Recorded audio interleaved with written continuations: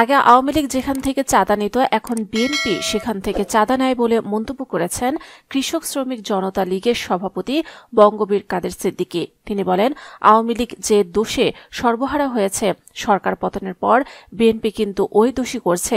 জামায়াত কিন্তু baby tempo stand দখল করে নাই, বাজার দখল করে চাঁদা ওঠায় নাই, এটা কিন্তু বিএনপি করছে। শনিবার বিকেলে টাঙ্গাইলের সখীপুরে তার নিজ বাসভবনের সামনে কৃষক শ্রমিক জনতা লীগ উপজেলা শাখার বর্ধিত সভায় তিনি এসব কথা বলেন।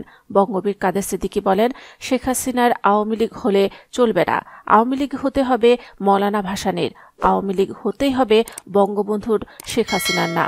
কত অত্যাচার করলে, মানুষকে এত অবহেলা করলে আল্লাহর তরফ থেকে গজব পড়ে, সেটাই হাসিনার উপরে হয়েছে। কিন্তু হাসিনার জন্য অন্য মানুষ যে কষ্ট করছে সেটাও আল্লাহকে দেখতে হবে। আমি নিশ্চিত আল্লাহ সেটাও দেখবেন।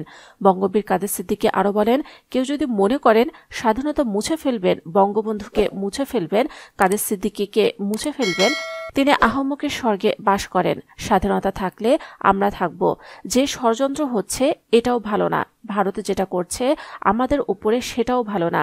আমেরিকা কবে জানি বলছে শেখ হাসিনাকে বসিয়ে দেবে, তার নাম কি ট্রাম্প? ট্রাম্প না তার বাপেও পারবে না। আমরা আমেরিকা না, বাংলাদেশ।